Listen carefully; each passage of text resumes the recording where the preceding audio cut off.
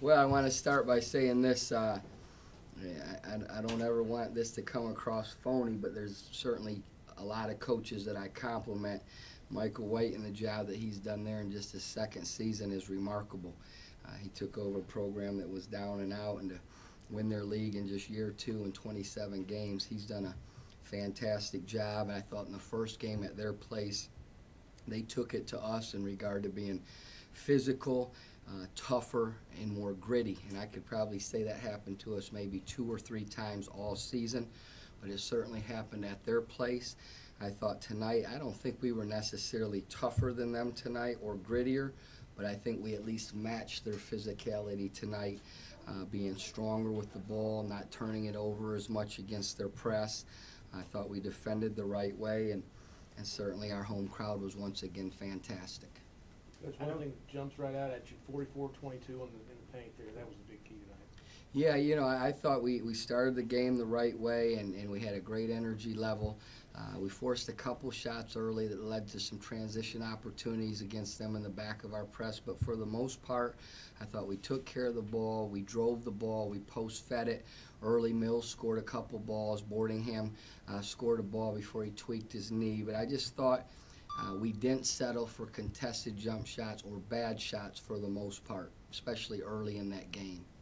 I know Tech loves to force tempo and press and do all that, but it seemed like the whole game it was your team that was forcing pace and everything. What were you doing to slow them down a little? Was it that zone you guys were playing? Well, you know, we play very similar styles in that we both like to press. Now they fall back to a man-to-man, and they're very aggressive in the half court, and we fall back to our matchup zone.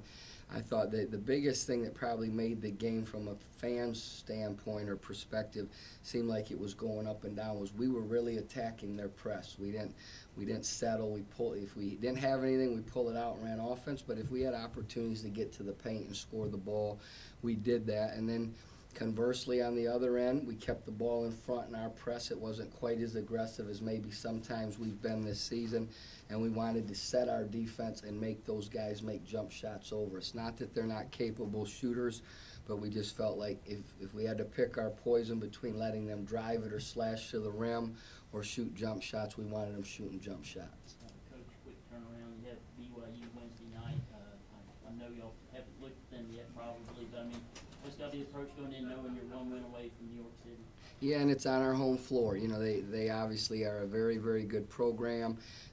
Going back 10 years ago when I was an assistant at Idaho, we played them twice. They recruit to their system, which is they're going to have 4 guys that can shoot the ball from the perimeter on the floor at all times. They're going to be deceivingly athletic. They're going to be tough, and they're going to be very, very well coached. So I know they'll have a good game plan against our zone. We'll have to adjust and do some things throughout the course of the game to try to keep them off balance. But they're a very good team. They've won 20 games, it seems like, for about 60 straight years. And they were a bubble-type team again this season, and we know it'll be a tough game. Our crowd has been unbelievable the last 2 nights, and it needs to be even that much better on Wednesday against a good BYU team. Jonathan and Coach White, coincidentally, both called the game a war out there tonight. Based on the physicality that you saw, how would you describe that kind of game? Yeah, war. It was a battle. I mean, 2 very tough, hard-nosed teams that weren't going to back down. And you know, if this game is at their home building, they probably get us. I think that we're evenly matched. We play a similar style. There's a toughness and a warrior-type mentality that they have that I'd like to think our team has. And fortunately for us, it was on our home floor where we had a little bit more energy or juice for the full 40 minutes. Since they even tweaked the knee, is it something just minor? I know he got back up and played. Yeah, Yuji thought he just kind of tweaked it a little bit. Maybe he got tendonitis in that knee, but maybe just for lack of a better word, it bothered him a little bit more on a certain play. He moved it, and he heated it up at halftime, and he seemed good to go. So that's all I really know right now on that, Pat.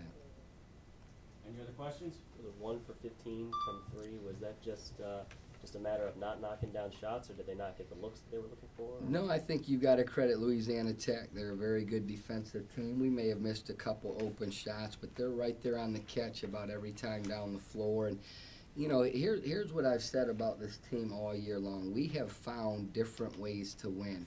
When you think about how the game unfolds tonight, Davion Boardingham is hurt or tweaks his knee, doesn't play but 14 minutes in the game. You got to bring in Norville Carey, who's probably played 9 minutes the last 6 games combined. He plays 9 minutes, steps up, has a basket, 3 rebounds. Deion Edwin hasn't checked in a whole bunch. In a game of this magnitude, Dwayne gets 3 fouls. He steps up and plays and does some solid things. This team, people forget, we lost Mike Craig, who was our leading scorer and rebounder off the bench about 12 games ago. I think we've only been beat 3 times without him. So for some odd, peculiar reason, this team just keeps finding a way to win games, and it's not always pretty. But I'm proud of guys. Cedric Jenkins was good. Those 2 young freshmen were good. And Rashard McGill, here's a guy that, you know, going into the season, people wrote off. He almost gets a double-double late in his senior season. It's pretty cool. And considering a physical game like this, you guys have one day before you're right back at it. Is there going to be any change in practice? Yeah, we're not going to practice. We'll watch some tape tomorrow and walk through some things in BYU. But a game like this, I wish we had about 4 days of rest. But we'll recoup and rest, not do much on our legs at all tomorrow, and hopefully the home crowd will give us some energy and juice again Wednesday night. Of course, they've got the same turnaround too, plus they have to travel, so it kind of evens out, doesn't it? Yeah, I think that's great. They have to travel.